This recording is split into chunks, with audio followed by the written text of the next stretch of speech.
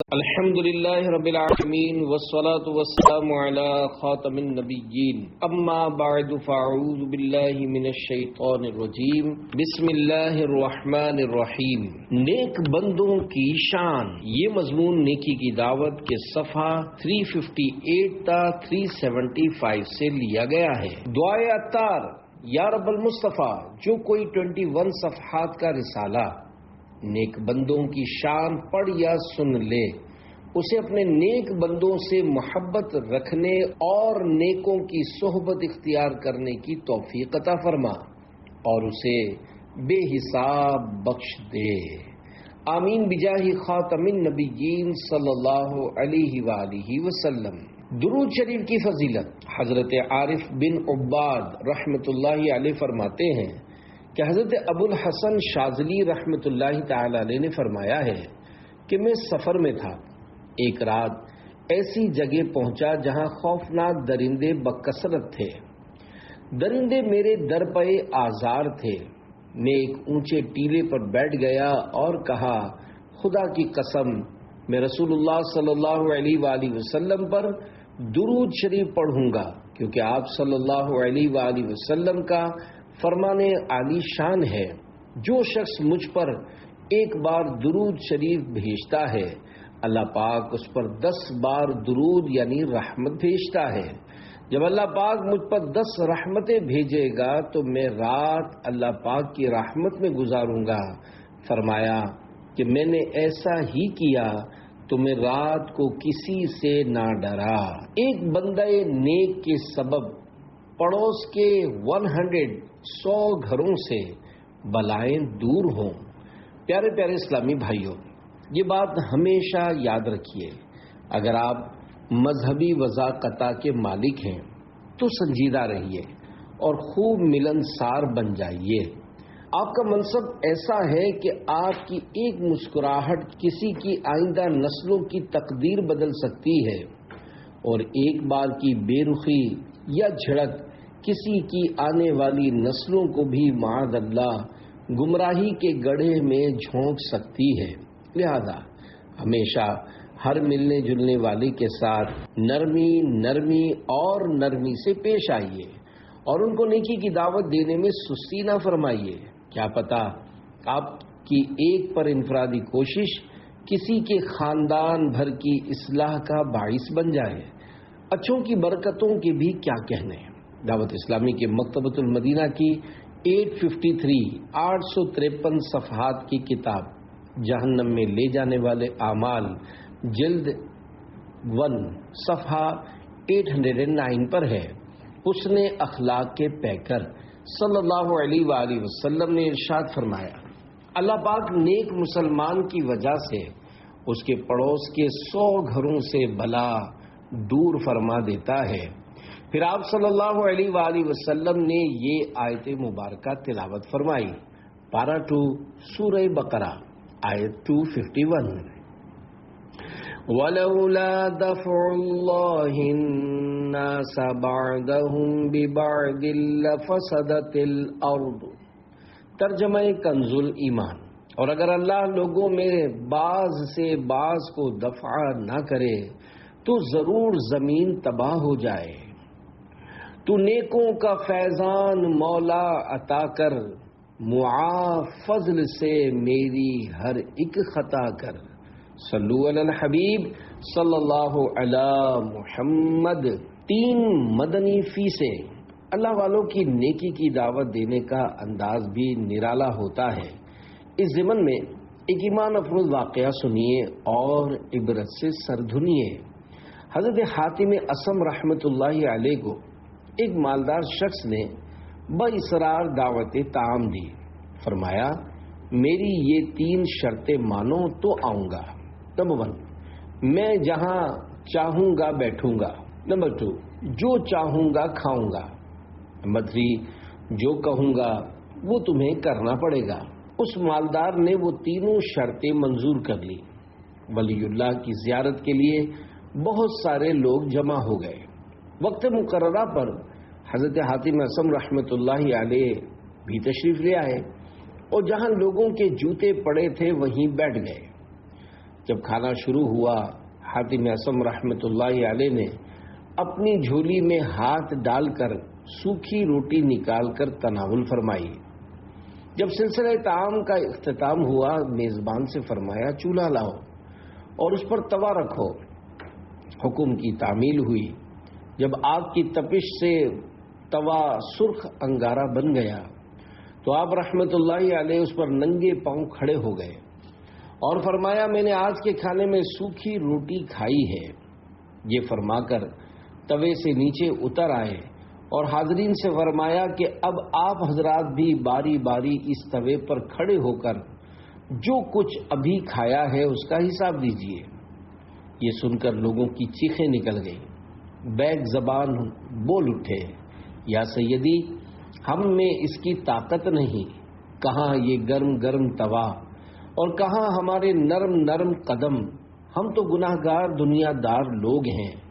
آپ رحمت اللہ علیہ نے فرمایا جب اس دنیاوی گرم توے پر کھڑے ہو کر آج صرف ایک وقت کے کھانے کی نعمت کا حساب نہیں دے سکتے تو کل بروز قیامت آپ حضرات زندگی بھر کی نعمتوں کا حساب کس طرح دیں گے؟ پھر آپ رحمت اللہ علیہ نے پارہ 30 سورۃ التکاثر کی آخری آیت کی تلاوت فرمائی۔ ثم لتسألن یومئذ عن النعیم۔ ترجمہ کنز ایمان، پھر بے شک ضرور اس دن تم سے نعمتوں سے پرسش ہوگی۔ یہ رقت انگیز ارشاد سن کر لوگ دھاڑے مار مار کر رونے لگے اور گناہوں سے توبہ توبہ پکارنے لگے۔ یا الہی جب حساب خندہ بیجا رلائے، چشم گریا نے شفیع مرتجا کا ساتھ ہو۔ یا الہی جب بہیں آنکھیں حساب جرم میں، ان تبسم ریز ہونٹوں کی دعا کا ساتھ ہو۔ مشکل الفاظ کے معنی: تبسم ریز یعنی مسکرانے والے، خندہ بیجا یعنی فضول ہنسی، چشم گریاں رونے والی آنکھیں، شفیع مرتجا شفاعت کرنے والا جس سے امیدیں وابستہ کی جائیں۔ شرح کلام رضا، ہدایت بخشی شریف کی مناجات کے مذکورہ دوسرے شعر میں یہ عرض کی گئی ہے، یا اللہ پاک بروز محشر جب میری نافرمانیوں کا حساب مجھے خوف زدہ کرے اور آنکھوں سے سیل اشک روا ہو جائے، اے کاش اس وقت دکھیا دلوں کے چین نانا حسنین صلی اللہ علیہ وآلہ وسلم کے مسکراتے ہونٹوں کی دعا میرے شامل حال ہو جائے۔ پہلے شعر میں عرض کی گئی ہے، یا اللہ پاک جب یوم آخرت میری فضول ہنسی کا حساب کتاب مجھے رلائے، کاش اس وقت شفاعت کبریٰ کا تاج پہننے والے محبوب صلی اللہ علیہ وآلہ وسلم کہ جن کی طرف امیدیں وابستہ کی جاتی ہیں وہ تشریف لا کر میری شفاعت فرمائیں۔ یا رسول اللہ صلی اللہ علیہ وآلہ وسلم، ہائے پھر خندہ بیجا میرے لب پر آیا، ہائے پھر بھول گیا راتوں کا رونا تیرا۔ صلو علی الحبیب صلی اللہ علی محمد۔ محشر کی ہولناک منظر کشی۔ پیارے پیارے اسلامی بھائیوں، دیکھا آپ نے ولی کامل حضرت حاتم اعصم رحمۃ اللہ علیہ نے کس قدر اچھوتے انداز میں حساب کتاب کے متعلق نیکی کی دعوت عنایت فرمائی۔ واقعی حشر و نشر کے معاملات انتہائی تشویشناک ہیں۔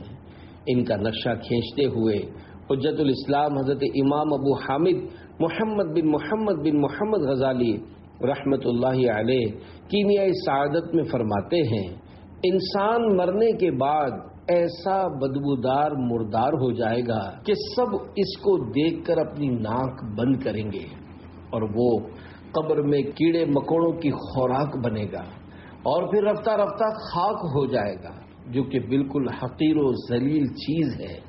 البتہ مرنے کے بعد وہ جانوروں کی طرح خاک ہی رہتا تو غنیمت تھا، مگر افسوس کہ ایسا نہ ہوگا اور یہ خاک رہنے والی دولت اسے میسر نہ ہوگی، بلکہ قیامت میں اس کو قبر سے اٹھایا جائے گا، ہیبت و دہشت کے مقام پر رکھا جائے گا۔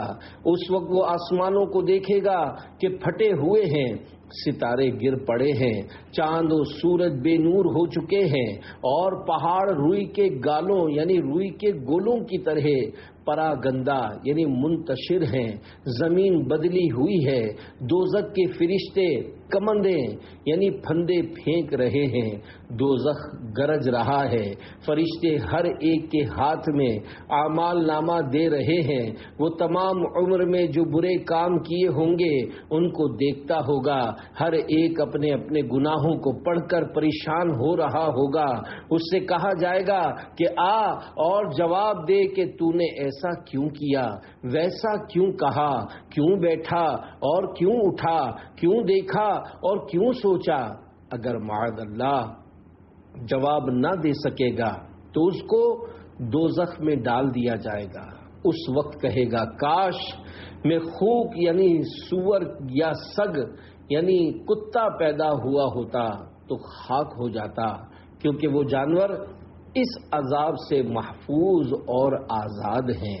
پس جو شخص بے عمل ہونے کی صورت میں سور اور کتے سے بدتر ہو، اس کو تکبر اور فخر کرنا کس طرح زیبا ہے۔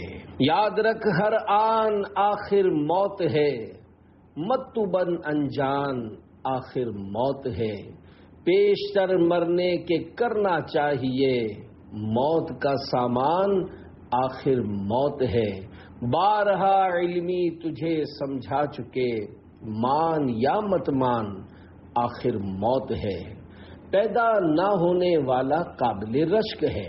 پیارے پیارے اسلامی بھائیوں، اب تو ہم پیدا ہو ہی چکے ہیں، واپسی ناممکن ہے۔ جو ابھی دنیا میں نہیں آئے ان کا انتظار کرنے والوں یعنی بے اولادوں کے لیے غور کرنے کا مقام ہے کہ انتظار میں ان کی کیا نیت ہے۔ دعوت اسلامی کے مکتبۃ المدینہ کی 692 صفحات کی کتاب کفریہ کلمات کے بارے میں سوال جواب صفحہ 5-6 پر دیا ہوا مضمون اپنے اندر بہت کچھ عبرت رکھتا ہے۔ چنانچہ لکھا ہے، آج دنیا میں جو بے اولاد ہوتا ہے وہ عموماً خوب دل جلاتا ہے اور بچہ پانے کے لیے نہ جانے کیسے کیسے جتن کرتا ہے۔ اگر اس کا مطمح نظر یعنی مقصد اصلی فقط گھر کی زینت اور دنیا کی راحت ہے، حصول اولاد سے مقصود آخرت کی منفعت کی کوئی اچھی نیت نہیں، تو ایسا بے اولاد آدمی نادانستہ طور پر گویا کسی کے دنیا میں پیدا ہونے اور پھر بہت بڑے امتحان میں مبتلا ہونے کی آرزو کر رہا ہے۔ میری یہ بات شاید وہی شخص سمجھ سکتا ہے جو برے خاتمے کے خوف میں مبتلا ہو۔ ایک خائب بزرگ حضرت فضیل بن عیاض رحمت اللہ علیہ کے فرمان کا خلاصہ ہے، مجھے بڑے سے بڑے نیک بندے پر بھی رشک نہیں آتا جو قیامت کی ہولناکیوں کا مشاہدہ کرے گا، مجھے صرف اس پر رشک آتا ہے جو کچھ بھی نہ ہو، یعنی پیدا ہی نہ ہو۔ امیر المومنین حضرت فاروق اعظم رضی اللہ تعالی عنہ نے غلبہ خوف کے وقت فرمایا، کاش میری ماں نے ہی مجھ کو نہ جنا ہوتا۔ اللہ پاک کی ان پر رحمت ہو اور ان کے صدقے ہماری بے حساب مغفرت ہو، آمین بجاہ خاتم النبیین صلی اللہ علیہ وآلہ وسلم۔ کاش کہ میں دنیا میں پیدا نہ ہوا ہوتا، نزا کی سختیوں، قبر کی ہولناکیوں، محشر کی دشواریوں اور جہنم کی خوفناک وادیوں کا تصور باندھ کر خوف خدا سے لرزتے ہوئے اشک بار آنکھوں سے اس کلام کو سنیے، کاش کہ میں دنیا میں پیدا نہ ہوا ہوتا، قبر و حشر کا ہر غم ختم ہو گیا ہوتا، آہ سلب ایمان کا خوف کھائے جاتا ہے، کاش میری ماں نے ہی مجھ کو نہ جنا ہوتا، آ کے نہ پھنسا ہوتا میں بطور انسان، کاش میں مدینے کا اونٹ بن گیا ہوتا، دو جہاں کی فکروں سے یوں نجات مل جاتی، میں مدینے کا سچ مچ کتا بن گیا ہوتا، کاش ایسا ہو جاتا، خاک بن کے طیبہ کی مصطفیٰ کے قدموں سے میں لپٹ گیا ہوتا، میں بجائے انسان کے کوئی پودا ہوتا، یا نخل بن کے طیبہ کے باغ میں کھڑا ہوتا، گلشن مدینہ کا کاش ہوتا میں سبزہ، یا بطور تنکا ہی میں وہاں پڑا ہوتا، جاں کنی کی تکلیفیں ذبحہ سے ہیں بڑھ کر، کاش مرغ بن کے طیبہ میں ذبحہ ہو گیا ہوتا، شور اٹھا یہ محشر میں خلد میں گیا عطار، گر نہ وہ بچاتے تو نار میں گیا ہوتا۔ اگر الٹے ہاتھ میں اعمال نامہ ملا تو کیا ہوگا؟ پیارے پیارے اسلامی بھائیوں، واقعی مقام عبرت ہے، ہم سبھی کو گناہوں سے باز رہنا چاہیے، ہم سبھی کو گناہوں سے باز رہنا اور قیامت کے ہوش شربہ حالات پر سنجیدگی سے غور کرنا چاہیے۔ جس دن اللہ پاک تمام مخلوق کے سامنے گناہوں بھرا اعمال نامہ پڑھنے کا حکم فرمائے گا، اس وقت حشر کی خوفناک سختیاں درپیش ہوں گی، شدت پیاس سے زبان باہر نکل پڑی ہوگی، بھوک سے کمر ٹوٹ رہی ہوگی، جنت میں داخلے سے روک دیا گیا ہوگا، ہر قسم کی راحت بند کر دی گئی ہوگی۔ ایسے تکلیف دہ حالات میں لاکھوں کروڑوں گناہوں سے پر اعمال نامہ کس طرح پڑھ کر سنایا جا سکے گا؟ ہم یہ بھی نہیں جانتے کہ اعمال نامہ ہمارے سیدھے ہاتھ میں دیا جائے گا یا الٹے ہاتھ میں۔ جس کے الٹے ہاتھ میں اعمال نامہ دیا گیا اس کا کیا بنے گا؟ پارہ 29 سورۃ الحاقہ آیت نمبر 19 تا 37 میں اعمال نامے دیے جانے کی کیفیت بیان کرتے ہوئے ارشاد الہی ہوتا ہے، ترجمہ کنز ایمان، تو وہ جو اپنا نامہ اعمال داہنے یعنی سیدھے ہاتھ میں دیا جائے گا کہے گا، لو میرے نامہ اعمال پڑھو، مجھے یقین تھا کہ میں اپنے حساب کو پہنچوں گا، تو وہ من مانتے چین میں ہے، بلند باغ میں، جس کے خوشے جھکے ہوئے، کھاؤ اور پیو رچتا ہوا سلا اس کا جو تم نے گزرے دنوں میں آگے بھیجا۔ اور وہ جو اپنا نامہ اعمال بائیں یعنی الٹے ہاتھ میں دیا جائے گا کہے گا، ہائے کسی طرح مجھے اپنا نوشتہ یعنی لکھا ہوا نہ دیا جاتا، اور میں نہ جانتا کہ میرا حساب کیا ہے، ہائے کسی طرح موت ہی قصہ چکا جاتی، میرے کچھ کام نہ آیا میرا مال، میرا سب زور جاتا رہا۔ پھر اللہ پاک جہنم کے خازنوں یعنی وہاں مامور فرشتوں کو حکم دے گا، اسے پکڑو، پھر اسے توق ڈالو، پھر اسے بھڑکتی آگ میں دھساؤ، پھر ایسی زنجیر میں جس کا ناپ 70 ہاتھ ہے اسے پیرو دو۔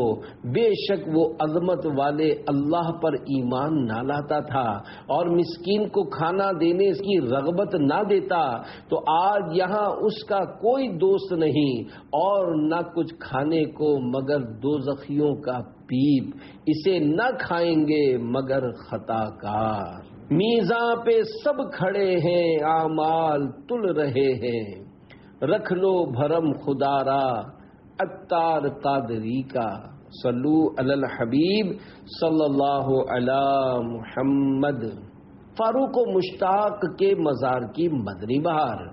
پیارے پیارے اسلامی بھائیوں، دنیا و آخرت کی بھلائیاں پانے اور خود کو قبر و حشر کی ہولناکیوں سے بچانے کی کوشش کا ذہن بنانے کے لیے عاشقان رسول کی دینی تحریک دعوت اسلامی کے دینی ماحول سے ہر دم وابستہ رہیے، نیکی کی دعوت کے دینی کاموں میں بھرپور حصہ لیجیے، نیک اعمال کے مطابق اپنی زندگی گزاریے، سنتیں سیکھنے سکھانے کے مدنی قافلوں میں عاشقان رسول کے ساتھ سنتوں بھرے سفر کی ترکیب فرماتے رہیے۔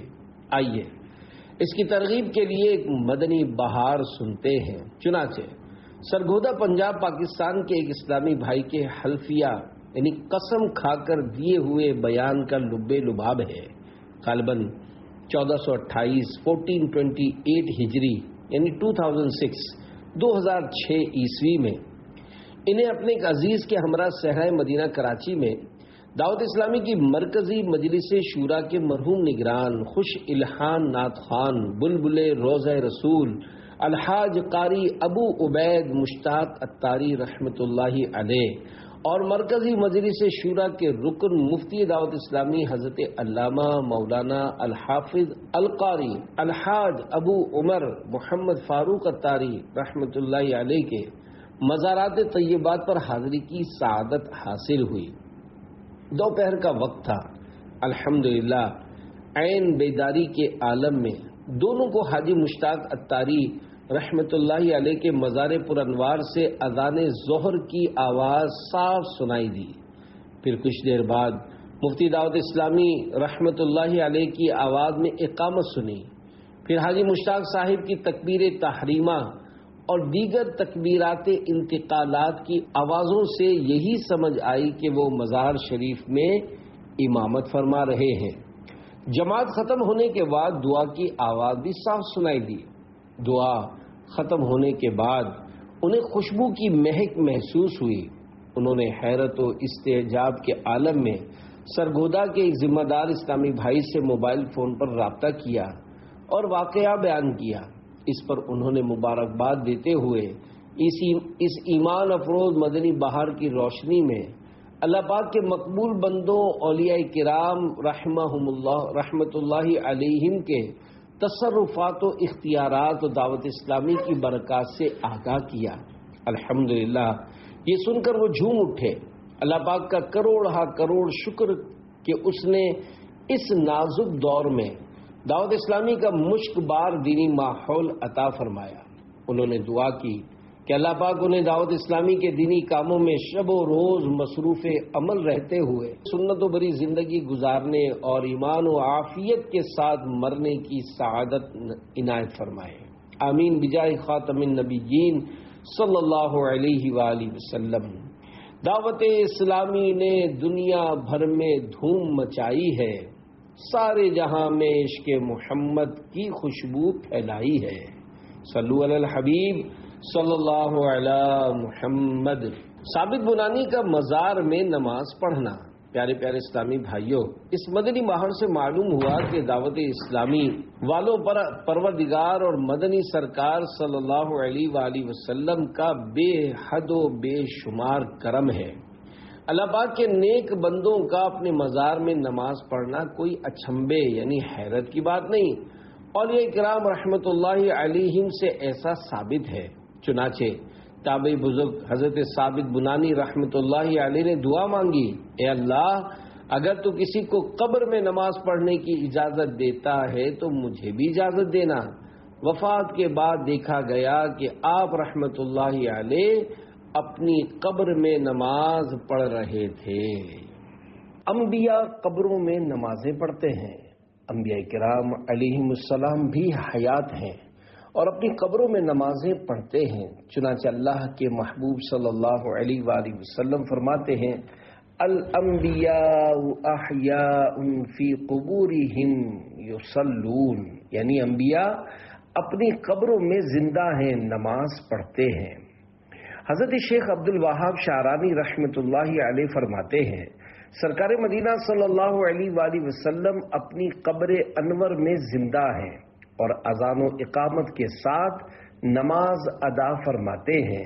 ایسے ہی دیگر انبیاء کرام علیہم السلام بھی نماز ادا فرماتے ہیں۔ چلو اچھا ہوا کام آ گئی دیوانگی اپنی، وگرنہ ہم زمانے بھر کو سمجھانے کہاں جاتے، نہ جلتی شمع محفل میں تو پروانے کہاں جاتے، نہ ہوتا در نبی کا تو یہ دیوانے کہاں جاتے۔ صلو علی الحبیب صلی اللہ علی محمد۔ روضہ انور سے اذان و اقامت کی آواز 63 سن ہجری میں واقعہ حرہ پیش آیا۔ جس میں ظالم یزیدیوں نے مدینہ منورہ میں چڑھائی کی۔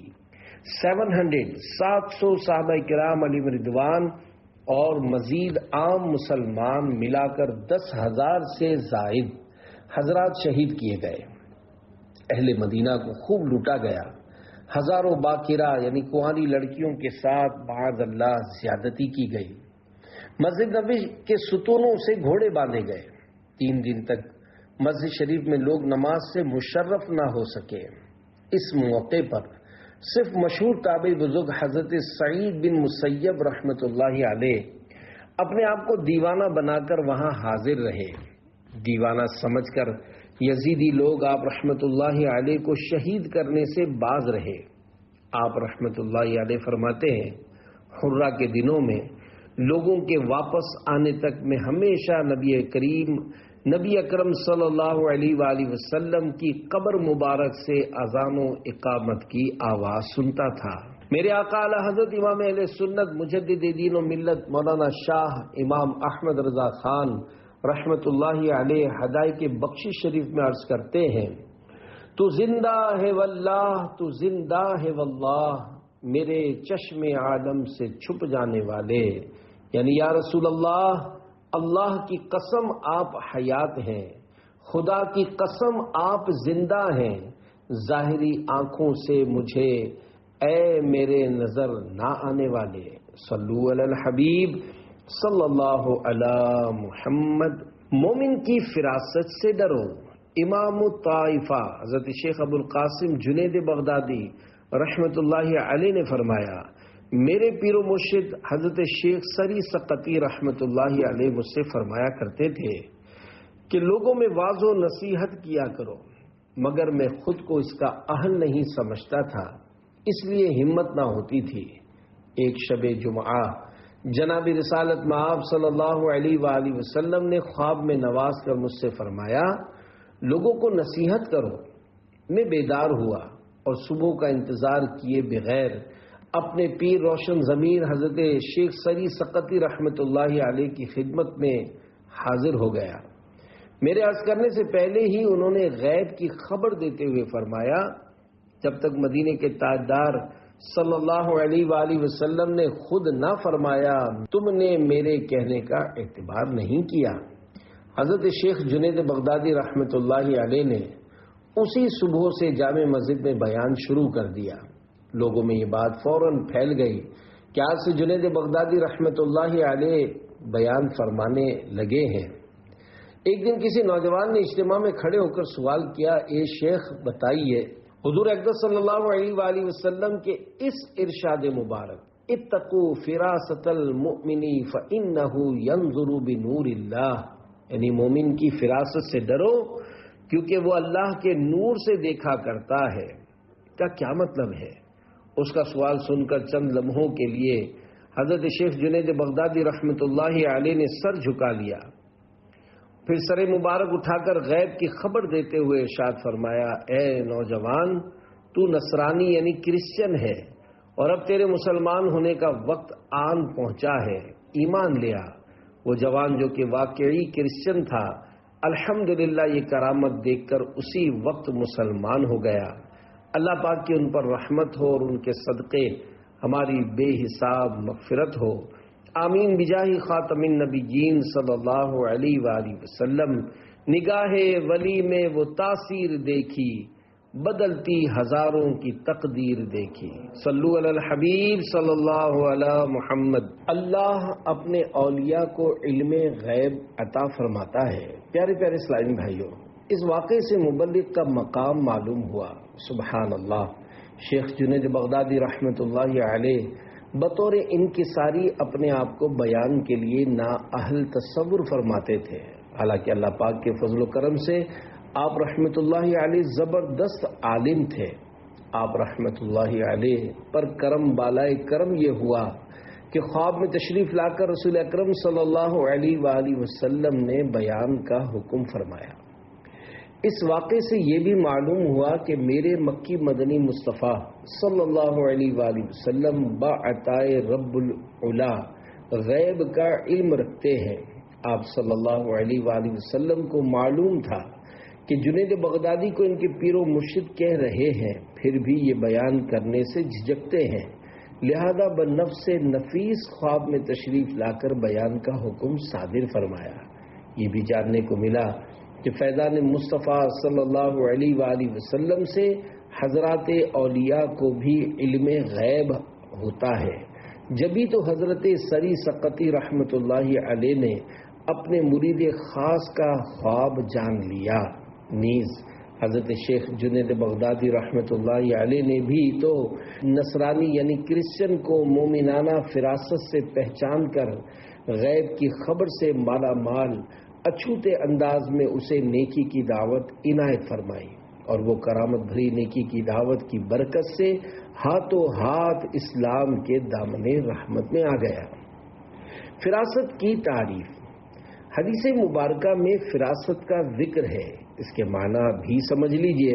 فراست کا معنی ہے اللہ پاک اپنے اولیاء کے دلوں میں وہ چیز ڈالتا ہے جس سے انہیں بعض لوگوں کے حالات کا علم ہو جاتا ہے۔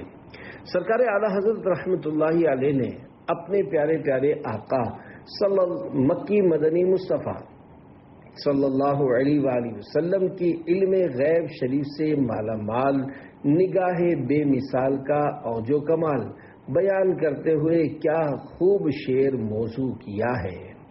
سر عرش پر ہے تیری گزر، دل فرش پر ہے تیری نظر، ملکوت و ملک میں کوئی شے نہیں وہ جو تجھ پہ عیاں نہیں۔ مشکل الفاظ کے معنی۔ سر عرش، عرش کے اوپر، ملکوت فرشتوں کے رہنے کی جگہ، عیاں یعنی ظاہر، شرح کلام رضا۔ یا رسول اللہ صلی اللہ علیہ وآلہ وسلم عرش کے اوپر اور فرش یعنی زمین کے اندر کا سب کچھ آپ صلی اللہ علیہ وآلہ وسلم کے پیش نظر ہے۔ دنیا جہان میں کوئی بھی ایسی شے نہیں جو آپ صلی اللہ علیہ وآلہ وسلم پر ظاہر نہ ہو۔ صلو علی الحبیب صلی اللہ علی محمد۔ میرے دوست کا خواب۔ پیارے پیارے اسلامی بھائیوں، میرے مکی مدنی آقا صلی اللہ علیہ وآلہ وسلم غیب کی باتیں جانتے ہیں۔ آئیے اس ضمن میں قیام دعوت اسلامی کے قبل کا سنا ہوا ایمان افروز خواب سماعت فرمائیے۔ چنانچہ ایک اسلامی بھائی نے سگے مدینہ عفیہ عنہ کو جو کچھ بتایا اس کا خلاصہ ہے، الحمدللہ انہیں خواب میں جناب رسالت مآب صلی اللہ علیہ وآلہ وسلم کی زیارت کی سعادت ملی۔ ہمت کر کے عرض کی، یا رسول اللہ صلی اللہ علیہ وآلہ وسلم کیا آپ کو علم غیب ہے؟ ارشاد فرمایا ہاں۔ اس کے بعد سرکار نامدار صلی اللہ علیہ وآلہ وسلم نے ایک آیت قرآنی سنائی۔ سرکار مدینہ صلی اللہ علیہ وآلہ وسلم کے لبہائے مبارکہ سے تلاوت، آپ صلی اللہ علیہ وآلہ وسلم کی خوش آوازی اور ادائیگی حروف کا حسن اسلوب یعنی حروف کی اپنے مخارج سے ادائیگی کی خوبصورتی، مرحبا، ایسی عمدہ اور شیریں آواز و قراءت انہوں نے کبھی نہیں سنی تھی۔ آیت شریفہ وہ بھول گئے، ہاں اتنا یاد رہا کہ اس کے آخر میں لفظ بیضونین تھا۔ اس پر میں یعنی سگے مدینہ عفیہ عنہ ہے پارہ 30 سورۃ التکویر کی آیت نمبر 24 سنائی۔ وما هو علی الغیب بضنین۔ وہ اس ٹائم میں بول اٹھے ہاں یہی آیت کریمہ تھی۔ سگے مدینہ عفیہ عنہ نے ان کو آیت کریمہ کا ترجمہ بتایا اور عرض کی کہ یقیناً سرکار دو عالم صلی اللہ علیہ وآلہ وسلم کو اللہ پاک کی رحمت و عنایت سے علم غیب ہے۔ پیارے پیارے اسلامی بھائیوں، اس واقعے سے کوئی اس وسوسے میں نہ پڑے کہ لو بھائی خوابوں سے علم غیب ثابت کیا جا رہا ہے، حالانکہ غیر نبی کا دیکھا ہوا خواب تو حجت یعنی دلیل ہی نہیں۔ سگے مدینہ عفیہ عنہ اقرار کرتا ہے کہ واقعی ہر مسئلہ خواب سے حل نہیں کیا جاتا، مگر یہاں خواب سے نہیں، خواب میں عطا کردہ جواب میں بیان کردہ قرآنی آیت سے علم غیب کا ثبوت پیش کیا جا رہا ہے، اور وہ آیت کریمہ واقعی علم غیب مصطفیٰ صلی اللہ علیہ وآلہ وسلم پر دال یعنی دلیل ہے، لہذا مذکورہ آیت ما ترجمہ ملاحظہ فرمائیے، وَمَا هُوَ عَلَى الْغَيْبِ بِضَنِينٍ، پارہ 30 سورۃ التکویر آیت نمبر 20، ترجمہ کنز الایمان، اور یہ نبی غیب بتانے میں بخیل نہیں۔ اس آیت مبارکہ سے معلوم ہوا کہ مکی مدنی مصطفیٰ صلی اللہ علیہ وآلہ وسلم غیب بتاتے ہیں، اور ظاہر یعنی انڈرسٹوڈ ہے کہ بتائے گا وہی جس کا علم ہوگا۔ تو بے شک بلا شبہ رب العالمین کی ہدایت سے رحمت للعالمین صلی اللہ علیہ وآلہ وسلم غیب کی دولت سے مالا مال ہے۔ بارگاہ رسالت میں عاشق ماہ رسالت اعلی حضرت رحمت اللہ علیہ عرض کرتے ہیں، اور کوئی غیب کیا تم سے نہاں ہو بھلا، جب نہ خدا ہی چھپا تم پہ کروڑوں درود۔ شرح کلام رضا۔ یا رسول اللہ صلی اللہ علیہ وآلہ وسلم، آپ کی شان عظمت نشان کے کیا کہنے ہیں۔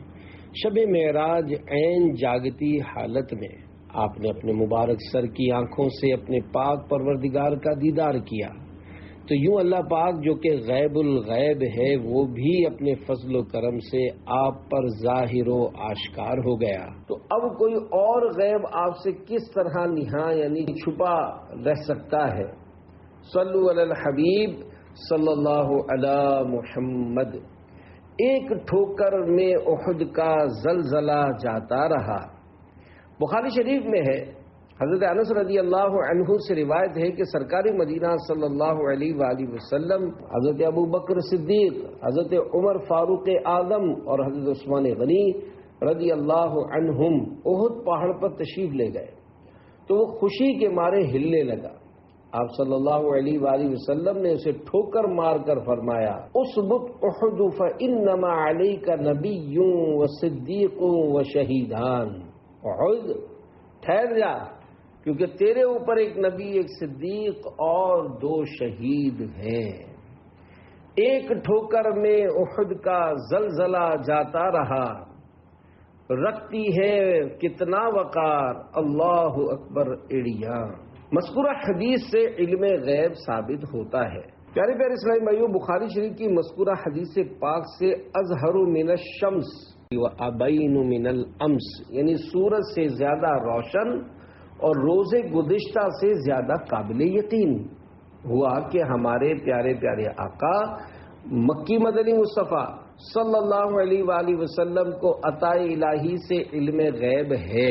جبھی تو آپ صلی اللہ علیہ وآلہ وسلم نے جبل احد شریف سے ارشاد فرمایا کہ تجھ پر ایک نبی، ایک صدیق اور 2 شہید ہیں۔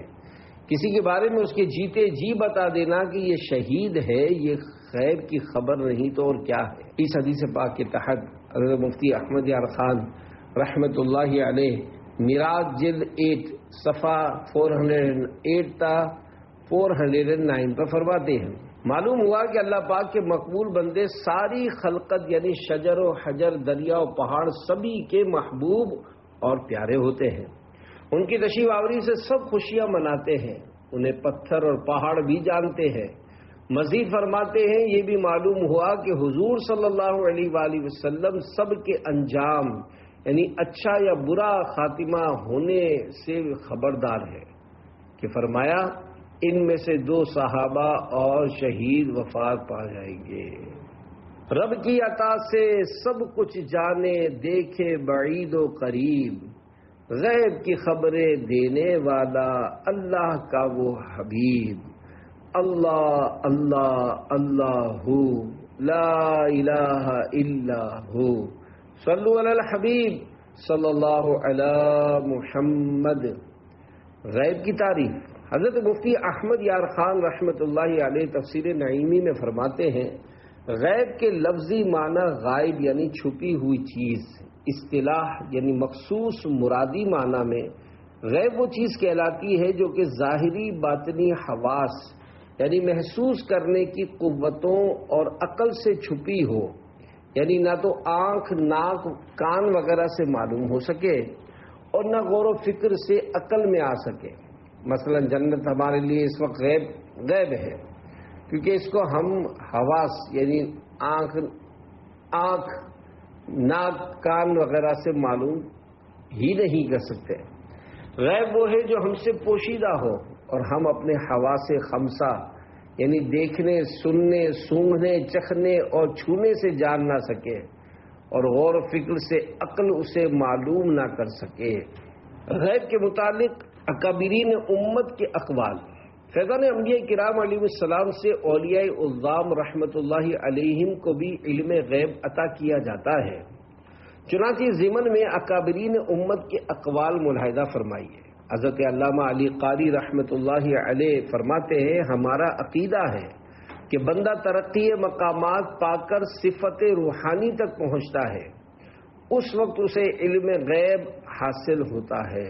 مزید ایک اور مقام پر لکھتے ہیں، نور ایمان کی قوت بڑھنے سے بندہ حقائق اشیاء یعنی چیزوں کی حقیقتوں پر مطلع ہے اور اس پر نہ صرف غیب بلکہ غیب الغیب یعنی غیب کا غیب بھی روشن ہو جاتا ہے۔ امام ابن حجر رحمۃ اللہ علیہ فرماتے ہیں، اولیاء کو کسی واقع یا وقائع یعنی واقعات میں علم غیب حاصل ہوتا ہے، یہ بالکل درست ہے۔ ان میں سے کافی حضرات سے ایسا ظاہر ہو کر مشتہر یعنی مشہور بھی ہوا۔ سلسلہ عالیہ نقشبندیہ کے امام حضرت عزیزان رحمۃ اللہ علیہ فرمایا کرتے، اس گروہ اولیاء کی نظر میں زمین دسترخوان کی طرح ہے، یعنی جس طرح دسترخوان کی ہر چیز نظر آ جاتی ہے اسی طرح زمین کی ہر چیز ان کو دکھائی دیتی ہے۔ حضرت خواجہ بہاءالحق والدین نقشبندی رحمۃ اللہ علیہ یہ قول نقل کر کے فرماتے ہیں، ہم کہتے ہیں کہ زمین ان کے لیے ناخن کی سطح کی طرح ہے، کوئی چیز ان کی نظر سے غائب نہیں۔ حضرت مفتی احمد یار خان رحمۃ اللہ علیہ تفسیر نعیمی جلد 4 صفحہ 371 پر تفسیر روح المعانی کے حوالے سے لکھتے ہیں، بعد اہل کشف اولیاء اللہ بھی غیوب یعنی غیبوں پر مطلع کیے جاتے ہیں مگر نبی کے واسطے سے بلا واسطہ نہیں۔ ہمارے غوث اعظم رحمۃ اللہ علیہ قصیدہ غوثیہ میں فرماتے ہیں، نظرت الی بلاد اللہ جمعا کخردلۃ علی حکم اتصالی۔ ترجمہ، میں نے اللہ پاک کے سارے شہروں کو اس طرح دیکھ لیا جیسے رائی کے چند دانے ملے ہوئے ہوں۔ حضرت شیخ عبدالحق محدث دہلوی رحمۃ اللہ علیہ نے اخبار الاخیار صفحہ 15 پر حضور غوث اعظم رحمۃ اللہ علیہ کا یہ ارشاد معظم نقل کیا ہے، اگر شریعت نے میرے منہ میں لگام نہ ڈالی ہوتی تو میں تمہیں بتا دیتا کہ تم نے گھر میں کیا کھایا ہے اور کیا رکھا ہے۔ میں تمہارے ظاہر و باطن کو جانتا ہوں کیونکہ تم میری نظر میں آر پار نظر آنے والے شیشے یعنی کانچ کی طرح ہو۔ حضرت مولانا روم رحمۃ اللہ علیہ مثنوی شریف میں فرماتے ہیں، لوح محفوظ است پیش اولیاء از چائے محفوظ است محفوظ از خطا، یعنی لوح محفوظ اولیاء اللہ رحمۃ اللہ علیہ کے پیش نظر ہوتی ہے جو کہ ہر خطا سے محفوظ ہوتی ہے۔ شاہ عبدالعزیز محدث دہلوی رحمۃ اللہ علیہ تفسیر عزیزی میں سورۃ الجن کی تفسیر میں لکھتے ہیں، لوح محفوظ کی خبر رکھنا اور اس کی تحریر دیکھنا بعض اولیاء اللہ سے بطریق تواتر یعنی تسلسل کے ساتھ منقول ہے۔ نوٹ: امیر اہل سنت دامت برکاتہم العالیہ کی کتاب نیکی کی دعوت کا مضمون یہاں ختم ہوا۔ اللہ والوں کی صفات۔ حضرت علامہ مولانا مفتی سید محمد نعیم الدین مراد آبادی رحمۃ اللہ علیہ ولیوں کی صفات بیان کرتے ہوئے ارشاد فرماتے ہیں کہ ولی اللہ وہ ہے جو فرائض کی ادائیگی سے اللہ پاک کا قرب حاصل کرے اور اللہ پاک کی اطاعت میں مشغول رہے اور اس کا دل اللہ پاک کے نور جلالت کی معرفت سے مستغرق یعنی ڈوبا ہوا ہو۔